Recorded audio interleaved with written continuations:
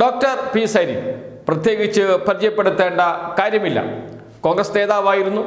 Civil service ഉപേക്ഷിച്ച് കോൺഗ്രസിലേക്ക് വന്ന ആളാണ്. പാലക്കാട് മണ്ഡലത്തിൽ ബൈ ഇലക്ഷൻ വന്ന സമയത്ത് രാഹുൽ മാങ്കൂട്ടത്തിലിനെ മത്സരിപ്പിക്കാനാണ് ഷാഫി പറമ്പലിൻ്റെ നിർബന്ധത്തിന് വഴങ്ങി കോൺഗ്രസ് നേതൃത്വം തയ്യാറായത്.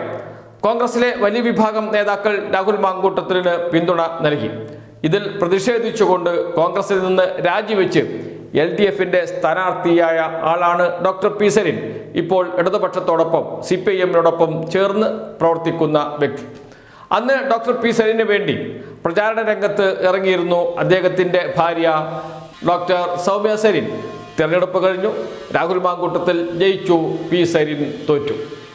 വലിയ സൈബർ ആക്രമണം നേരിടേണ്ടി വന്നു അന്ന് സൗമ്യ സരിന്. കാരണം ഡോക്ടർ സരിന് വേണ്ടി അദ്ദേഹത്തിൻ്റെ ഭാര്യ തെരഞ്ഞെടുപ്പ് പ്രചാരണത്തിൽ ഇറങ്ങിയിരുന്നു. സോഷ്യൽ മീഡിയയിൽ സജീവമായ വ്യക്തിയാണ് ഡോക്ടർ സൗമ്യ സരിൻ. അതുകൊണ്ട് തന്നെ വലിയ സൈബർ ആക്രമണം കോൺഗ്രസ്സുകാരിൽ നിന്ന്, രാഹുൽ മാങ്കൂട്ടത്തിലിൻ്റെ സൈബർ പട അന്ന് വളരെ ശക്തമായിരുന്നു. ആ സൈബർ പടയിൽ നിന്ന് വലിയ തോതിൽ സൈബർ ആക്രമണം നേരിടേണ്ടി വന്ന ആളാണ്, വ്യക്തിയാണ് ഡോക്ടർ സൗമ്യ സരിൻ. ഇന്നിതാ അവർ ഒരു പോസ്റ്റ് ഇട്ടിരിക്കുന്നു, ഫേസ്ബുക്ക് പോസ്റ്റ്, എണ്ണി പറഞ്ഞുകൊണ്ട് ഇങ്ങനെ ഒരു ദിവസത്തിന് കാത്തിരിക്കുകയാണ് ഞാൻ എന്ന് പറഞ്ഞുകൊണ്ട്. ആ പോസ്റ്റ് തുടങ്ങുന്നത് തന്നെ ഇങ്ങനെയാണ്: കാലത്തിന് ഒരു കാവ്യനീതി ഉണ്ട്, അത് നടക്കുക തന്നെ ചെയ്യും. ഡോക്ടർ സൗമ്യ സരിൻ്റെ വാക്കുകളാണ്. ഈ വാക്ക് പറഞ്ഞുകൊണ്ടാണ് അവർ അവരുടെ ഫേസ്ബുക്ക് പോസ്റ്റ് തുടങ്ങുന്നത് തന്നെ. കാലത്തിന് ഒരു കാവ്യനീതിയുണ്ട്, അത് നടക്കുക തന്നെ ചെയ്യും. ഇന്നല്ലെങ്കിൽ നാളെ. എത്ര മൂടിയാലും സത്യം പുറത്തു വരിക തന്നെ ചെയ്യും, ഇന്നല്ലെങ്കിൽ നാളെ. ഇവിടെ അത് വളരെ വേഗത്തിൽ ആയിപ്പോയി എന്നത് അതിൻ്റെ നൈതിക ഭംഗി കൂട്ടുന്നതേയുള്ളൂ. ഇനിയും ഒരു 100 തെരഞ്ഞെടുപ്പുകൾ തോറ്റാലും, ആരൊക്കെ എന്തൊക്കെ പറഞ്ഞ് അധിക്ഷേപിച്ചാലും ഈ ചിരി ഇവിടെ തന്നെ കാണും.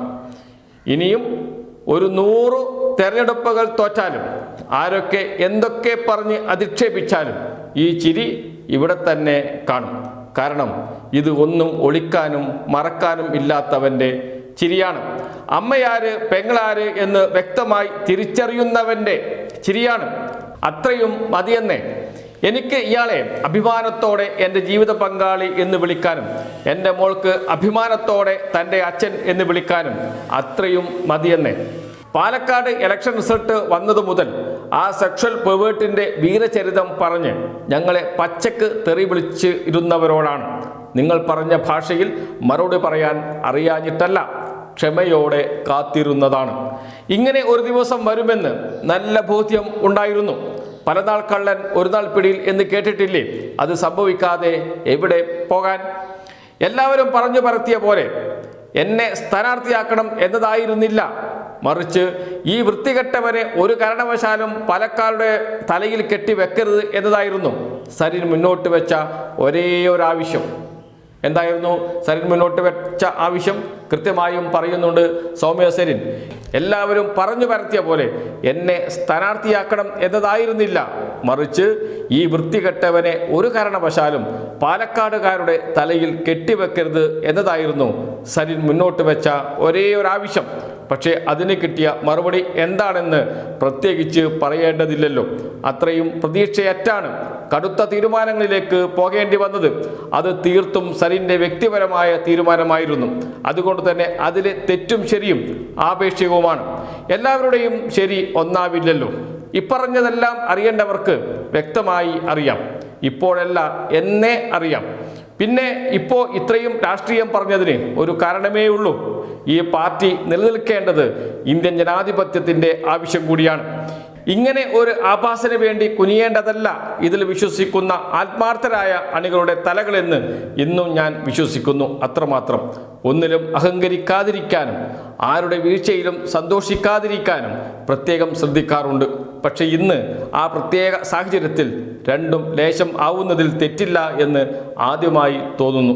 ഒരു ഇലക്ഷനിൽ ജയിക്കുന്നതോ തോൽക്കുന്നതോ അല്ല ആത്യന്തികമായ ജയവും തോൽവിയും. ചില പ്രത്യേക സന്ദർഭങ്ങളിൽ നമ്മൾ ജയിച്ചുകൊണ്ട് തോൽക്കും, അല്ലെങ്കിൽ തോറ്റുകൊണ്ട് ജയിക്കും. ഞങ്ങൾ ഇന്ന് ഇവിടെ തോറ്റുകൊണ്ട് ജയിച്ചവരാണ്. ആ ജയത്തിന് ഇരട്ടി മധുരമാണ്. ആ ജയത്തിന് ഇരട്ടി മധുരമാണ് പറയുന്നത് സൗമ്യ സരീനാണ്. അത്രമാത്രം സൈബർ ആക്രമണം നേരിടേണ്ടി വന്നിട്ടുണ്ട് സൗമ്യ സരീന്. സരീനാണ് മത്സരിക്കുന്നത്, ഡോക്ടർ പി സരീനാണ് മത്സരിക്കുന്നത്, സൗമ്യ സരീൻ്റെ ഭർത്താവാണ്. എന്നിട്ട് പോലും സൈബർ ആക്രമണം ഒരിക്കലും സൗമ്യ സരീനെതിരെ ഉണ്ടാകാൻ പാടില്ലായിരുന്നു. അങ്ങനെ എന്തെങ്കിലും പറയണമെന്നുണ്ടെങ്കിൽ അത് ഡോക്ടർ പി സരീൻ്റെ ഫേസ്ബുക്ക് പേജിൽ പോയി പറയാമല്ലോ. എന്തിന് സൗമ്യ സരീൻ്റെ പിറകെ പോയി, എന്തിന് ഇത്രയും ആക്രമണം നടത്തി? സഹിച്ചിരുന്നു, കാത്തിരുന്നു ഡോക്ടർ സൗമ്യ സരീൻ ഈ നിമിഷത്തിന് വേണ്ടി.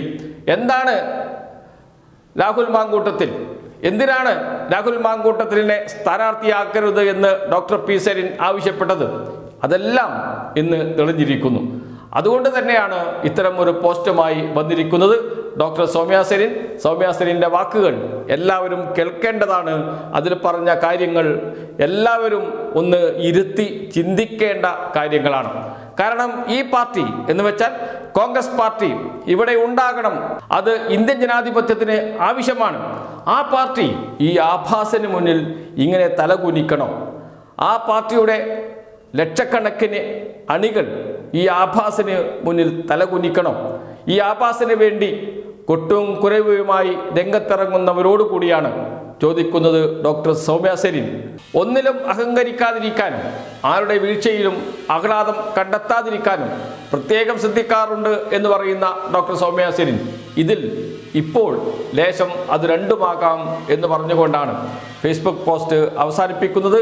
അതോടൊപ്പം തന്നെ ഈ സമയം എന്നത് ഞങ്ങൾ ഇന്ന് ഇവിടെ തോറ്റുകൊണ്ട് ജയിച്ചവരാണ് എന്നാണ്. തോറ്റുകൊണ്ട് ജയിച്ചവരാണ്. ഡോക്ടർ പി സരീൻ തോറ്റു, പക്ഷേ ഇന്ന് ഡോക്ടർ പി സരീൻ ജയിച്ചു. അന്ന് ഉയർത്തിപ്പിടിച്ച, അന്ന് പറഞ്ഞ കാര്യങ്ങൾ ശരിയാണ് എന്ന് ഇന്ന് ലോകം തിരിച്ചറിയുന്നു. അതുകൊണ്ട് തന്നെയാണ് അന്ന് തോറ്റെങ്കിലും ഇന്ന് ജയിച്ചിരിക്കുന്നത് ഡോക്ടർ പി സരീനാണ് എന്ന് ഡോക്ടർ സൗമ്യ സരീൻ തൻ്റെ ഫേസ്ബുക്ക് പോസ്റ്റിൽ പറയുന്നത്.